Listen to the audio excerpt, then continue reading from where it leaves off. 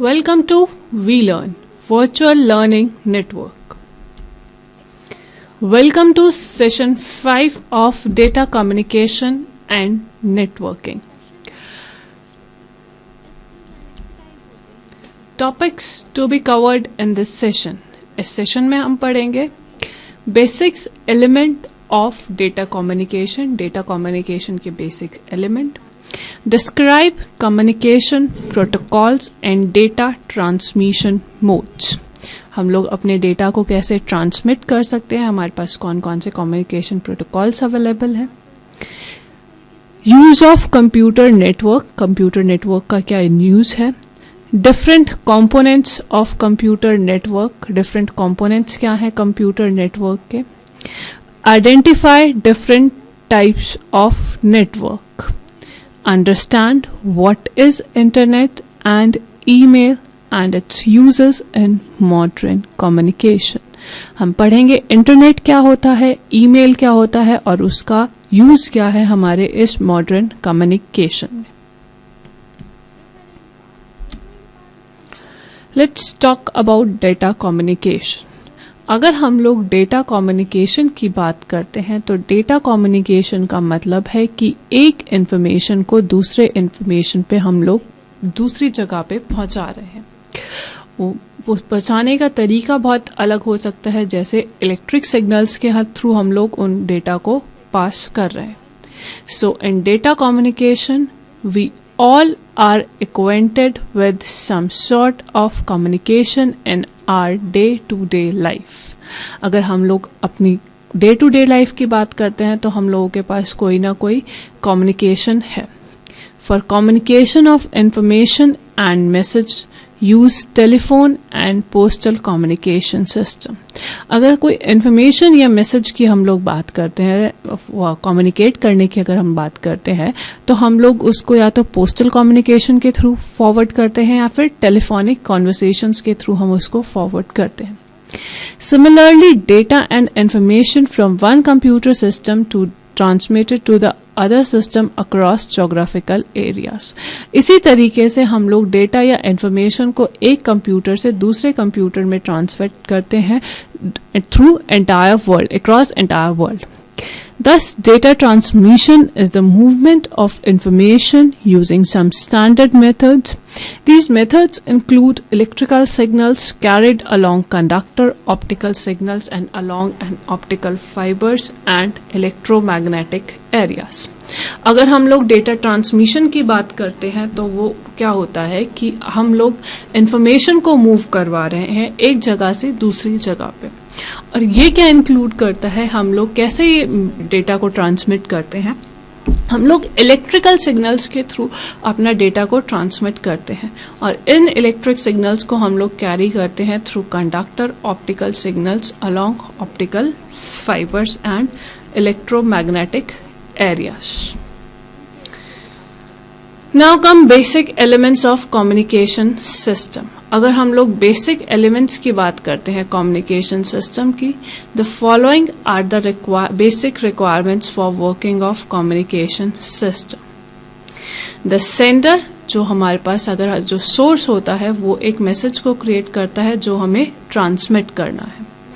A medium that carries the message, एक medium होता है जो उस मैसेज को कैरी करता है. एक रिसीवर होता है जो उस मैसेज को रिसीव करता है. सो डॉटर कम्युनिकेशन में ये चार बेसिक टर्म्स हम लोग क्या करते हैं, फ्रीक्वेंटली यूज करते हैं. So for the basic elements of communication systems, the following are the basic requirements for the working of communication system.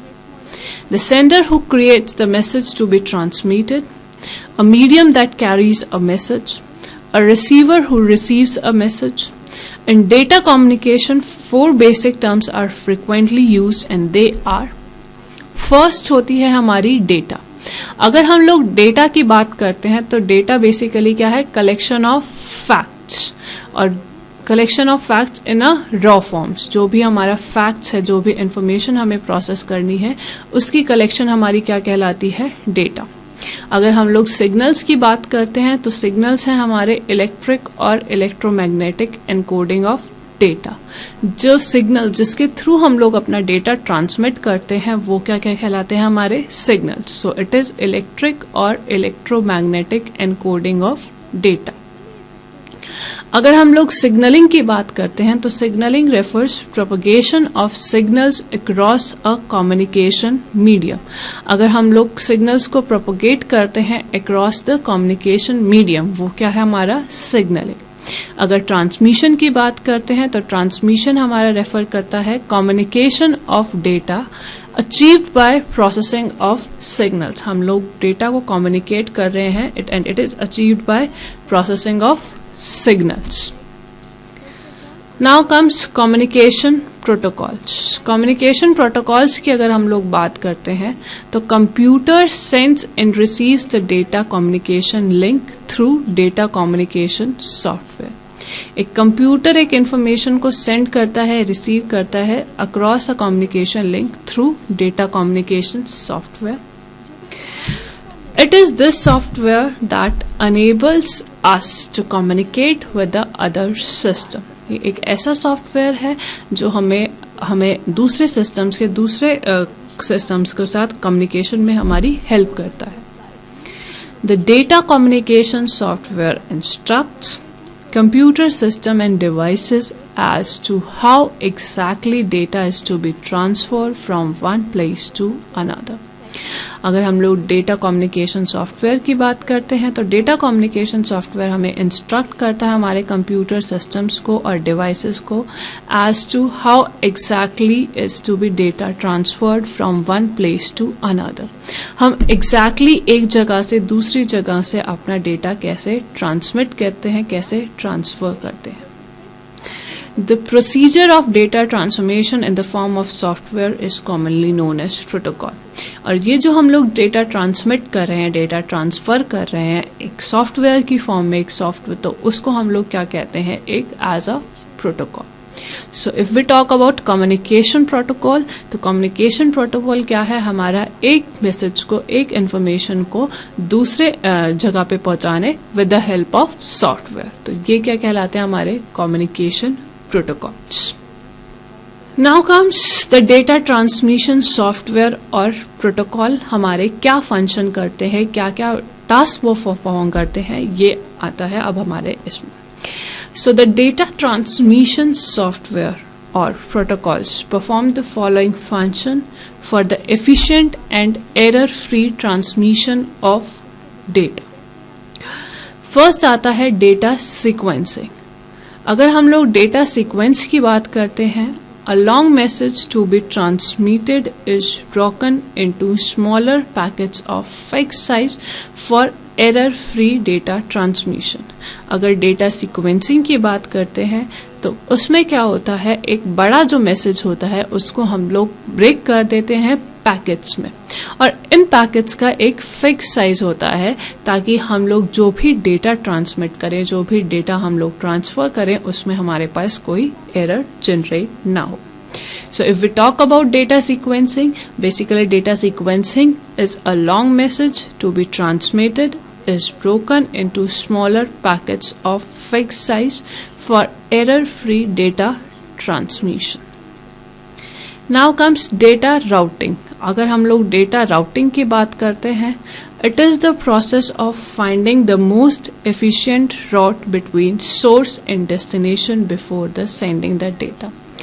अब डेटा राउटिंग की अगर हम लोग बात करते हैं तो डेटा राउटिंग हमारा क्या करता है, अगर एक सोर्स और एक डेस्टिनेशन में मुझे डेटा सेंड करना है, कोई मैसेज सेंड करना है, तो उसका बेस्ट सूटेबल रूट क्या होगा, हम उसका बेस्ट सूटेबल तरीका क्या होगा हम उसको फाइंड आउट करने के लिए, तो वो क्या कहलाता है, हमारा डेटा राउटिंग. तो डेटा राउटिंग क्या है, हम एक ऐसा प्रोसेस है जिसमें हम लोग most efficient route find out करते हैं ताकि हम एक मैसेज को या एक डेटा को सोर्स से डेस्टिनेशन में सेंड कर सकें. And it is always done before the transmission. हम लोग ये ट्रांसमिशन से पहले परफॉर्म करते हैं. Now comes flow control. If we talk about flow control, all machines are not equally efficient in terms of speed. Hence, the flow control regulates the process of sending data between fast sender and slow receiver.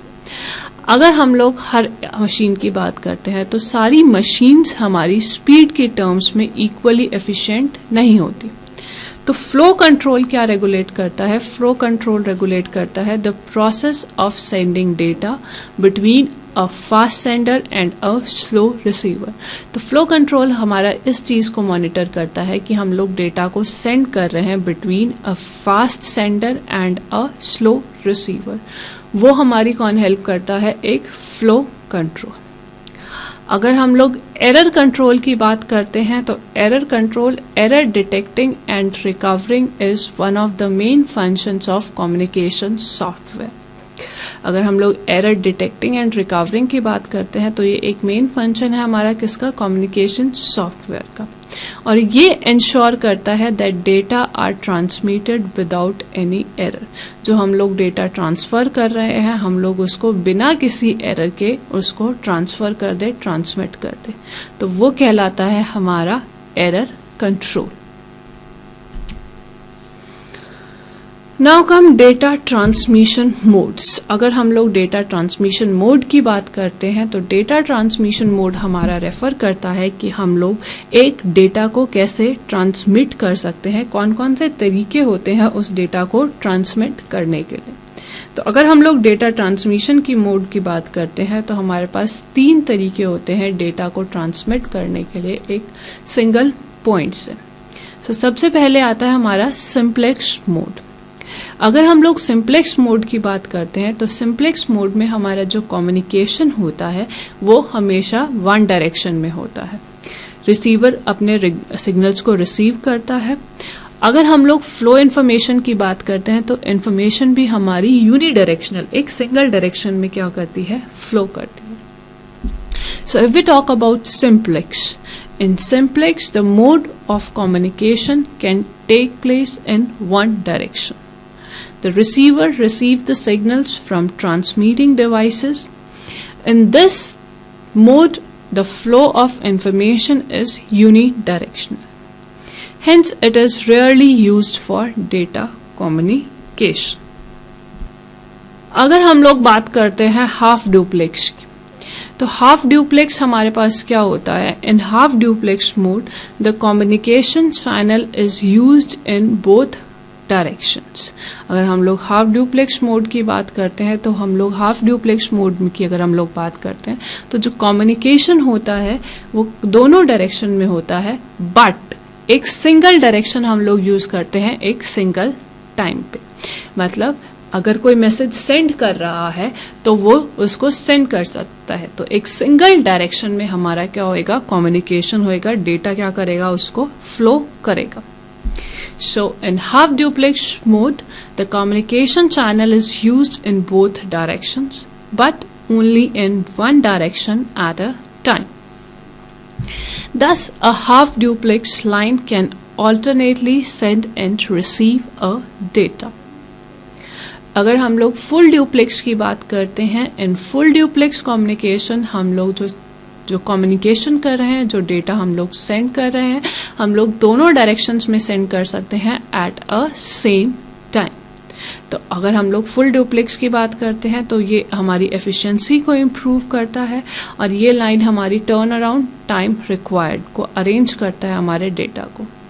So in full duplex communication channel is used in both the directions at the same time. Use of full duplex line improves the efficiency as the line turnaround time required in half duplex arrangement is eliminated. Now comes digital and analog transmission. अगर हम लोग digital और analogue transmission की बात करते हैं तो जो डेटा हमारा ट्रांसमिट होता है from one point two another वो क्या होता है हमारा by the means of electrical signals that may be in the form of digital or analog. अगर हम लोग जो डेटा ट्रांसमिट करते हैं एक पॉइंट से दूसरे पॉइंट तो उसको हम लोग इलेक्ट्रिकल सिग्नल्स के थ्रू हम लोग ट्रांसफॉर्म करते हैं और वो सिग्नल्स हमारे या तो डिजिटल हो सकते हैं या फिर एनालॉग के फॉर्म में भी हो सकते हैं. So one should know the fundamental difference between the analog and digital signals. तो हम लोगों को एनालॉग और डिजिटल सिग्नल्स के बीच का डिफरेंस पता होना चाहिए. अगर हम लोग एनालॉग सिग्नल्स की बात करते हैं तो analogue signal the transmission power varies over a continuous range with the respect of sound, light and radio waves. अगर हम लोग एनालॉग सिग्नल्स की बात करते हैं तो एनालॉग सिग्नल्स हमारा ट्रांसमिट करता है जो continuous range with respect of sound के रिस्पेक्ट में, लाइट के रिस्पेक्ट में या फिर रेडियो वेव्स. अगर हम लोग डिजिटल सिग्नल्स की बात करते हैं तो डिजिटल सिग्नल्स में assume only the discrete set of values with a given. जो भी हमारे पास डिस्क्रीट सेट ऑफ वैल्यूज है जो उसमें गिवन है उसी को फाइंड आउट करने के लिए हमारी कौन हेल्प करता है? Digital signals. Now comes asynchronous and synchronous transmission. अगर हम लोग डेटा ट्रांसमिशन की बात करते हैं तो data transmission medium can be done either through asynchronous और सिंक्रोनस. या तो हम लोग डेटा को ट्रांसमिट करते हैं एसिंक्रोनस से या फिर सिंक्रोनस से. अगर एसिंक्रोनस ट्रांसमिशन की अगर हम लोग बात करते हैं तो हम लोग कैसे डाटा को ट्रांसमिट करते हैं? जैसे कैरेक्टर बाय कैरेक्टर. जैसे आप कुछ टाइप कर रहे हो अपने कीबोर्ड पे. और अगर हम लोग सिंक्रोनस मोड की बात करते हैं तो हमारा जो सेव डेटा होता है वो ट्रांसमिट होता है बाय ब्लॉक और हर एक ब्लॉक में कोई ना बहुत सारे हमारे क्या होते हैं? कैरेक्टर्स होते हैं. So data transmission through a medium can be either asynchronous और synchronous. In asynchronous transmission data is transmitted by character as you go on typing on a keyboard. In synchronous mode, to saved a data is transmitted block by block, and each block can contain many characters. Now come types of communication services. A term used to describe a data handling capacity of a communication service is bandwidth. Bandwidth is the range of frequency that is available for transmission. अगर हम लोग bandwidth की बात करते हैं तो bandwidth हमारे पास क्या है? एक फ्रीक्वेंसी की रेंज है जिससे हम लोग डेटा को क्या करते हैं? ट्रांसमिट करते हैं. Narrow band handles a low data volumes. Data transmission rates are from 30 to 45 to 300 baud. The low speed of devices might be used narrow band communication. अगर हम लोग लो स्पीड डिवाइसेस की बात करते हैं तो लो स्पीड डिवाइसेस हमारी नैरो बैंड कम्युनिकेशन की यूज करती है. और नैरो बैंड की अगर हम लोग बात करते हैं तो इसका जो डेटा ट्रांसमिशन का जो रेट होता है वो होता है 45 से 300 baud का.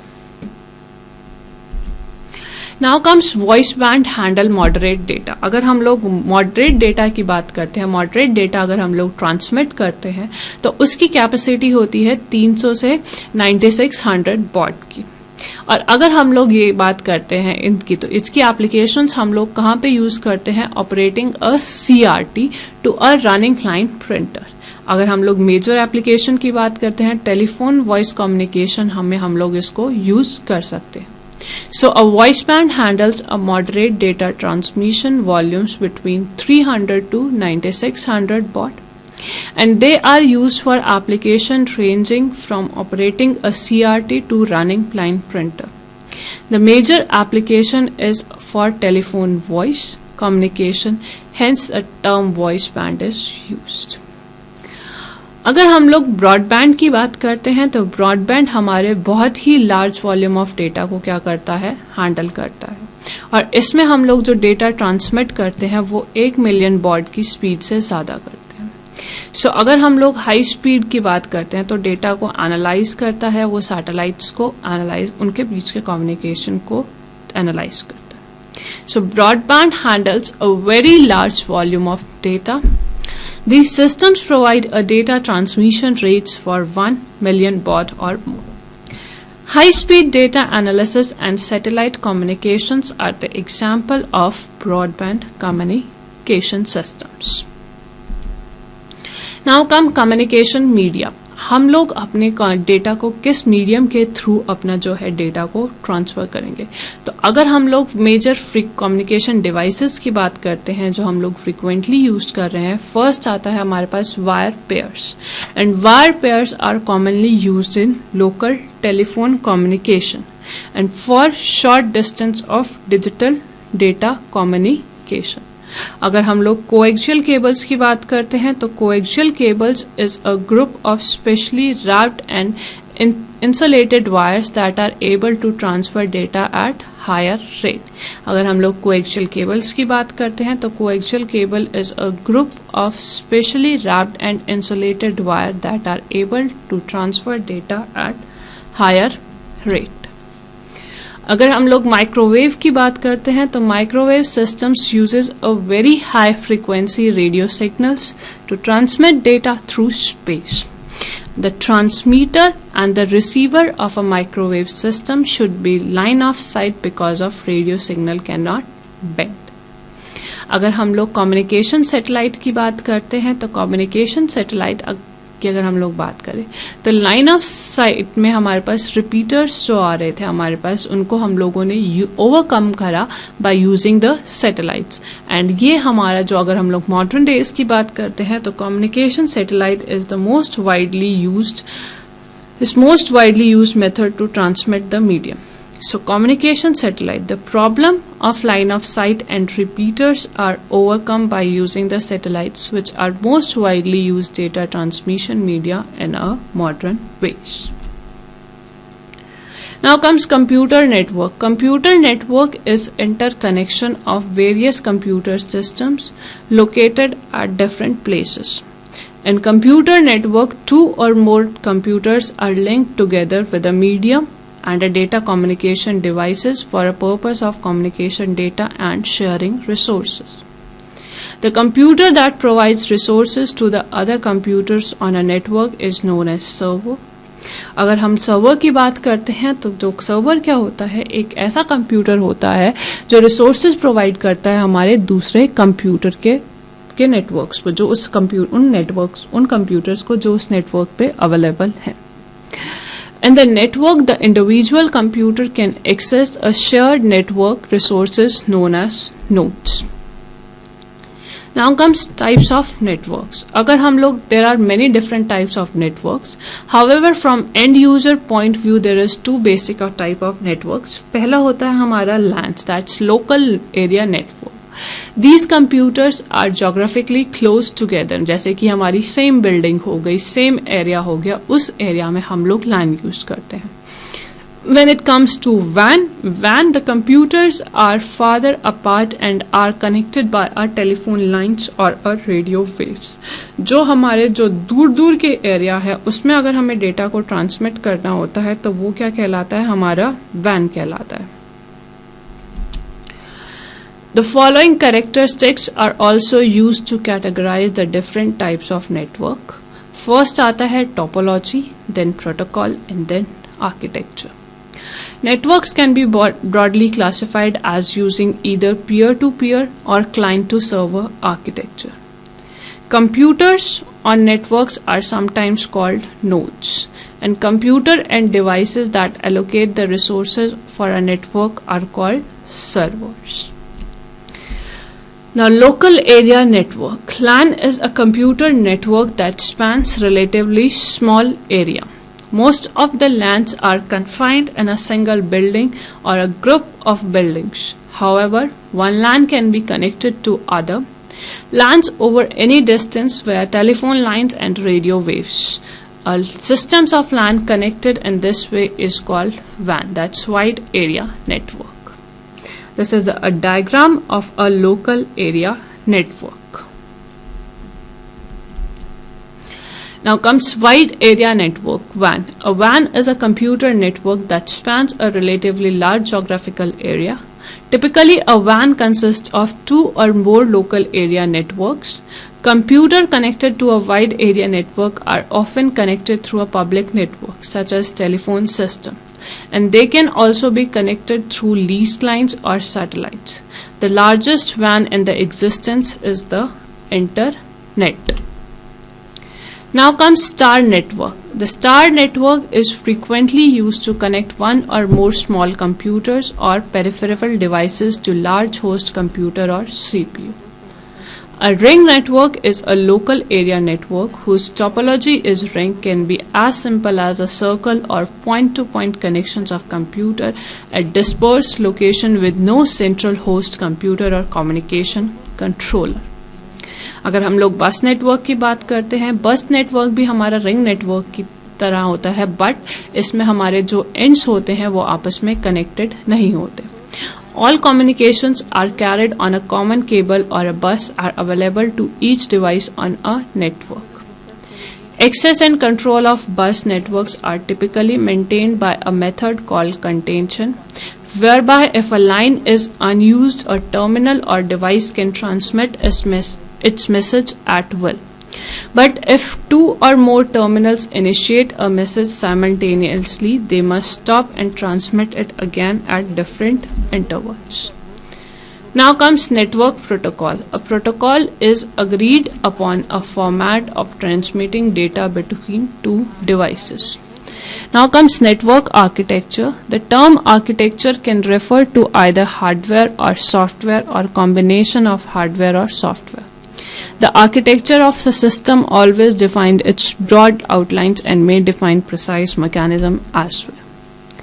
Peer-to-peer architecture, this type of network in which each workstation has equivalent capabilities and responsibilities. Client and server architecture, this is a network architecture in which each computer or process on the network is either a client or a server. And servers are powerful computers or processors dedicated to managing disk drivers, printers or network traffic. Important terms used in networking जैसे internet, email, voice messaging, e-commerce, electronic data interchange, teleconferencing. These are the questions to do it yourself. Happy learning, we learning.